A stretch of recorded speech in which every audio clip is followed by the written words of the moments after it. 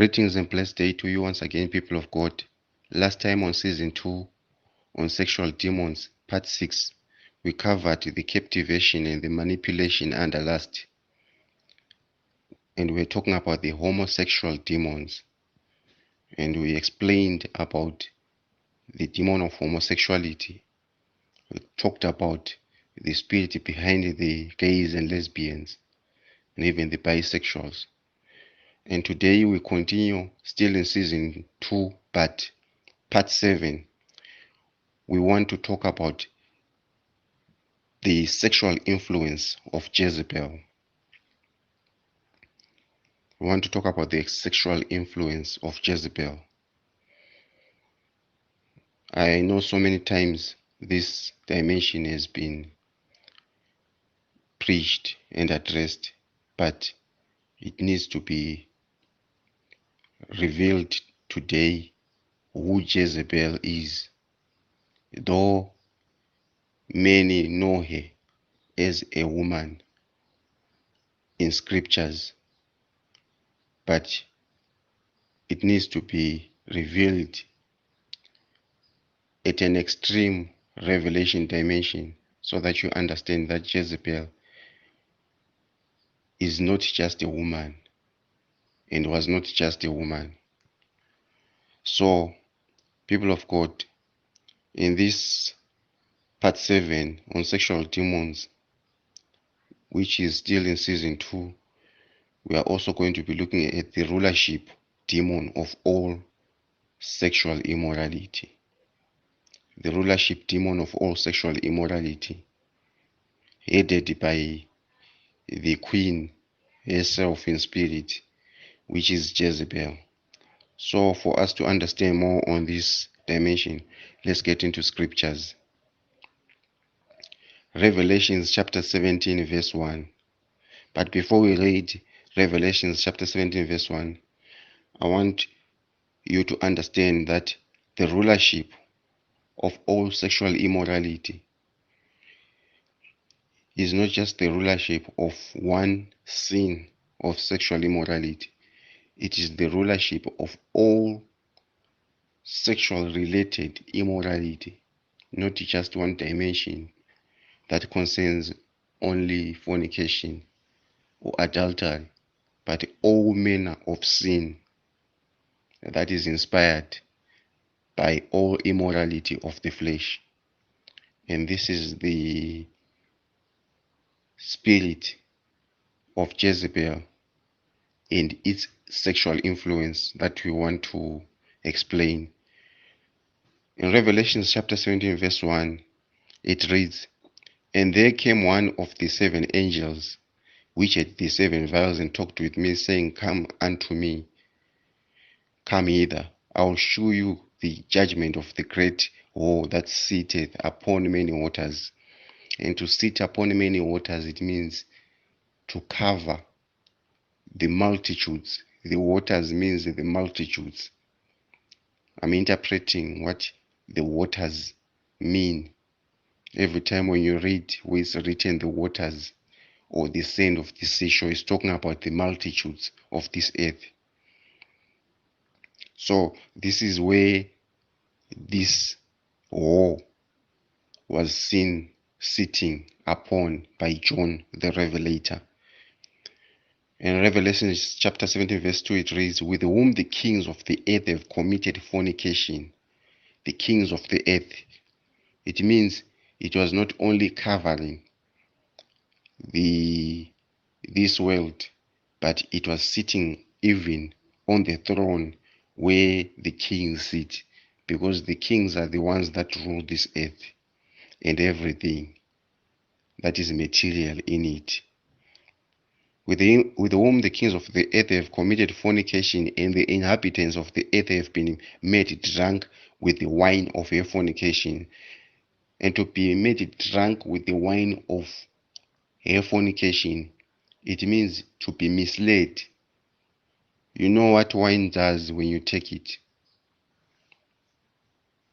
It makes you not feel drunk, but it makes you lose your real desired actions.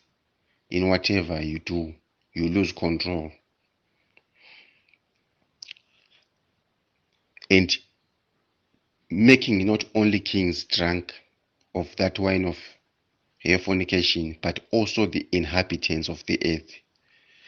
So he carried me away into the spirit, into the wilderness, and I saw a woman sit upon a scarlet-colored beast, full of names of blasphemy, having 7 heads and 10 horns. And the woman was arrayed in purple and a scarlet color, and decked with gold, and precious stones, and pearls, having a golden cup in her hand, full of abominations and filthiness of her fornication. All the filthiness of her fornication was seen in the spirit, because this was a vision that was shown to John, having a golden cup in her hand full of abominations, the abominations that were linked to also the fornication influence that he inspired on earth. But this fornication influence that she inspired on earth obviously has custodians of mortal bodies, because this was an immortal being that was seen in the spirit that represented this female representation in the spirit, which was obviously Jezebel, which I'm going to prove in the scriptures. Upon her forehead was a name written, Mystery, Babylon, the great mother of all harlots and abominations of the earth. The part there which is written mystery, it's a mystery because John also didn't know who this woman was. And that's why it's written mystery there in Revelations chapter 17 verse 5. Then in Revelation chapter 17 verse 6, it then reads saying, I saw the woman drunken with the blood of the saints. Remember, this is the same woman that made them drunk with the wine of her fornication. And at this level now, I saw the woman drunk with the blood of the saints and with the blood of the martyrs of Jesus. And when I saw her, I wondered with great admiration. The same woman that had managed to make them drunk with the wine of her fornication is the same that was now drunk with the blood of the saints, meaning that she was not only able to cover the world, to sit on the thrones of kings and influence them, her sexual immorality, and then take over control of this world. She was also able to enter inside the kingdom, to enter into the church, to influence the saints and the martyrs of Jesus, those that died through her works of iniquity, which are fornication, adultery, and many more. So, this is the vision that John saw in the spirit of a woman. But I want you to understand that in Revelation chapter 2, verse 19, in a different passage, in a different chapter, John is writing letters to several churches. And part of the word that is given by God in Revelation chapter 2, verse 19 is, I know thy works and charity and service and faith and thy patience and thy works, and the last to be more than the first. This was a letter that was being written to one of the churches. Notwithstanding, I have a few things against thee, because thou sufferest that woman Jezebel, which calls herself a prophetess, to teach and to seduce my servants to commit fornication and to eat things sacrificed unto idols. This was an address of a writing, in form of a writing that was written to one of the churches that John the Revelator was writing to, while he was in that island where he had been exiled by the Roman politicians. And Upon writing those words, he's writing this letter to the church that has done many great works, but he then criticizes that same church of notwithstanding, not giving heed, or not being able to stop entertaining and suffering a woman called Jezebel. Not because there is a woman that is called Jezebel that came into that church, but he was talking about the spirit that operates, that has been allowed to operate in that church, whilst all other areas to do with the faith, service, the patience of the saints has been catered for in the worship system of that church, but Jezebel still continued to dominate in that church. So, for us to understand more on how this Jezebel operates through practical relevance in the spiritual dimension, let's go to First Kings chapter 18, verse 4.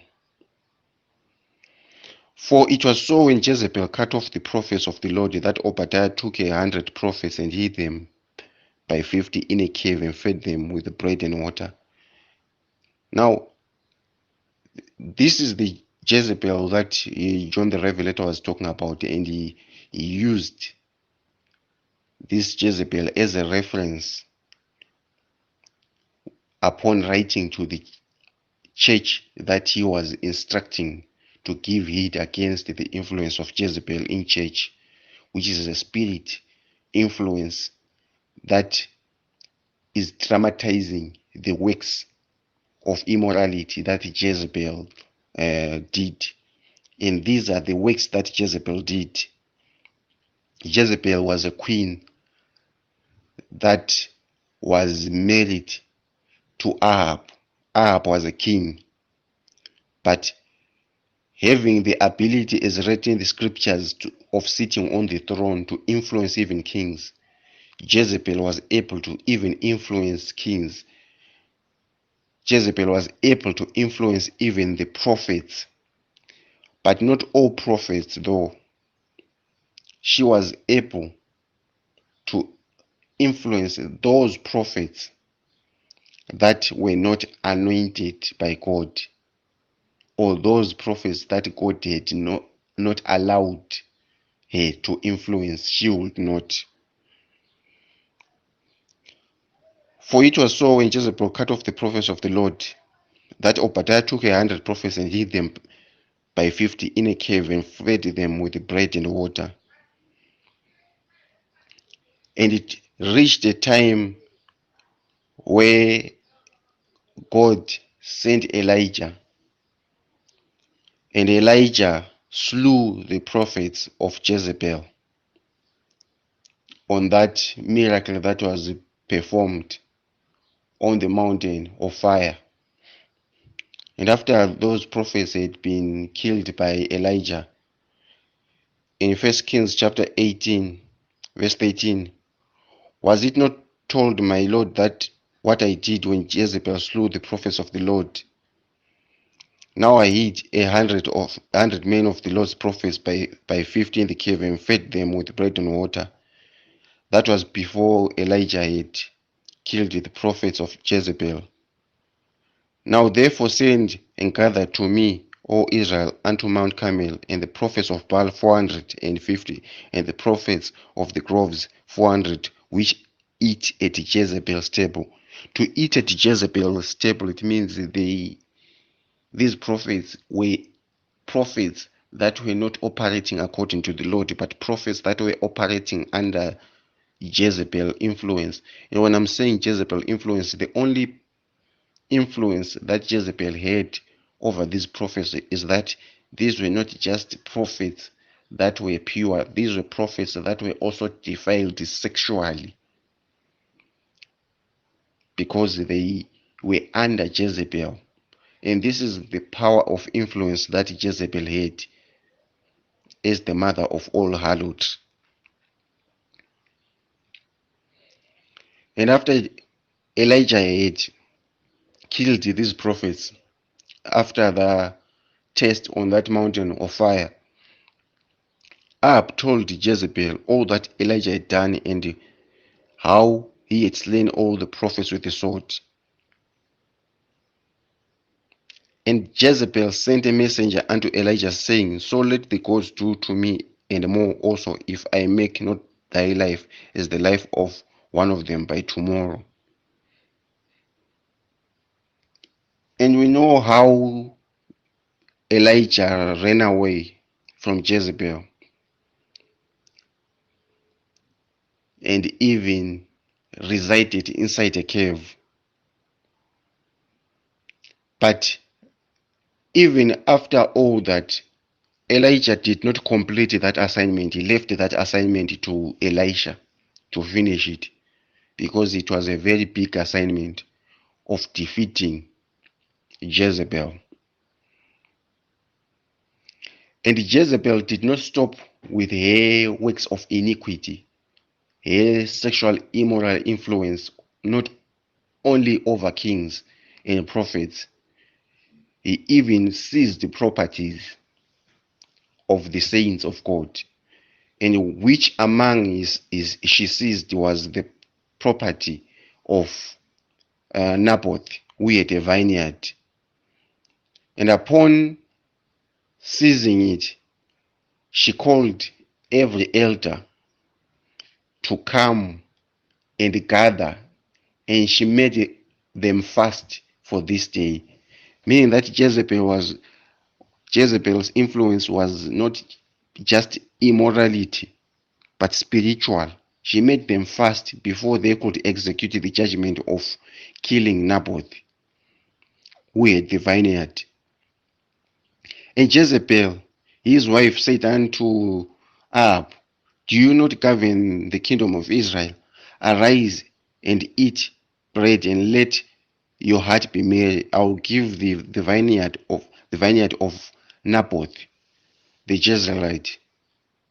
And the men of the city, even the elders and the nobles who were inhabitants in that city, did as Jezebel had sent them to do, including fasting, and as it was written in the letters, and she sent unto them.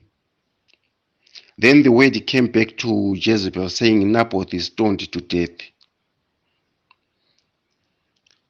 And it came to pass when Jezebel heard that Naboth had been stoned to death and was dead, and Jezebel said to Ahab the king, whom she also influenced as a king, as it is written in the book of Revelations, Arise, take the possession of the vineyard of Naboth the Jezreelite, which he refused to give you money for.